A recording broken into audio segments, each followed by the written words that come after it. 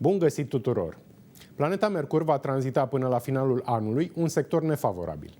Ce sectoare de viață pot fi influențate în rău sau în bine pentru fiecare semn zodiacal, urmăriți în momentele următoare. Berbec, o deplasare de plăcere în străinătate pentru cine mai reușește să aibă asemenea ieșiri în această perioadă dificilă, nu va fi deloc sub auspicii favorabile. Și toate lucrurile mai puțin bune prin care poți trece au scopul de a te învăța ceva important.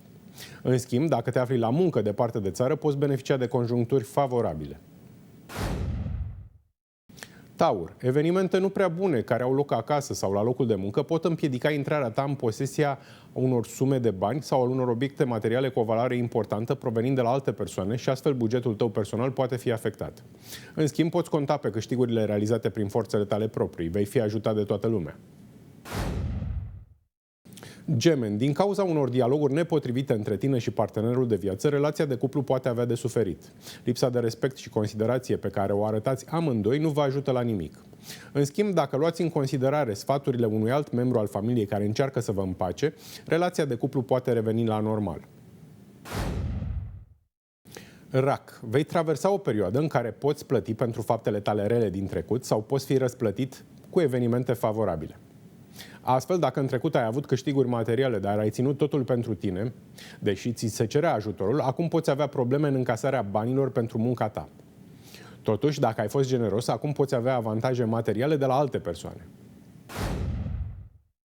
Leu, capitolul lucrurilor care reprezintă o plăcere pentru tine este afectat.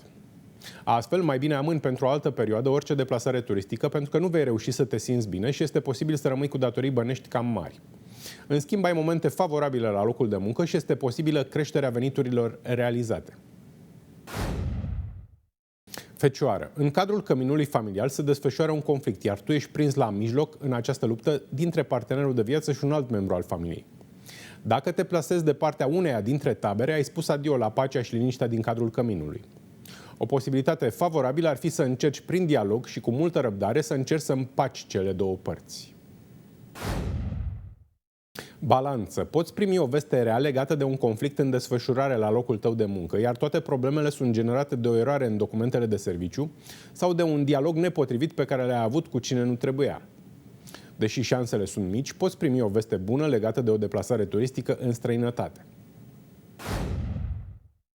Scorpion, poți avea o ușoară pierdere materială. Veniturile tale obținute prin muncă pot fi afectate din cauza unor ieșiri la distracție sau a unei deplasări turistice în care cheltuiala este prea mare. Sau pur și simplu pauza în muncă îți diminuează câștigurile. Activitatea ta la locul de muncă și mai mult timp petrecut acasă cu familia asigură o stabilitate a bugetului tău personal. Săgetător, te poți confrunta cu mici probleme de sănătate cauzate de supărările care pun stăpânire pe psihicul tău, generate de problemele cu care te confrunți acasă în cadrul familiei sau de dificultățile pe care le ai dacă te-ai stabilit în străinătate. Dialogul pe care l-ai cu toată lumea și o bună relație cu partenerul de viață te pot feri de probleme. Capricorn, se activează sectorul restanțelor negative sau pozitive din viețile tale anterioare. În cazul nefavorabil, sunt afectate veniturile care provin de la alte persoane sau din recuperarea unor datorii mai vechi, în sensul că nu vei reuși să intri în posesia unor sume meritate de drept. Totuși, poți avea unele ocazii de câștig suplimentar din munca ta. Vărsător, poți avea unele dificultăți în plan profesional la locul tău de muncă, unele probleme pe care le ai în relația de cuplu sau scăderea bugetului tău personal îți afectează activitatea profesională. În schimb, în cadrul unor ieșiri la distracție, cu ajutorul farmecului tău personal, poți obține un ajutor material de la alte persoane. Pești, poți înregistra o scădere a respectului și aprecierii de care te bucurai din partea celor care te cunosc. Totul din cauza ambiției tale de a ieși victorios cu orice preț dintr-o confruntare a orgoliilor. Mai bine accepti sfaturile venite de la partenerul de viață și de la familie și nu te lași prins în conflicte din care oricum nu ai nimic de câștigat. Acestea sunt previziunile privind tranzitul afectat al planetei Mercur până la finalul anului. Vă mulțumesc pentru atenție, rămâneți în continuare cu România TV. Eu sunt Adrian Bunea și mă puteți urmări pe pagina de socializare Adibun Astrolog.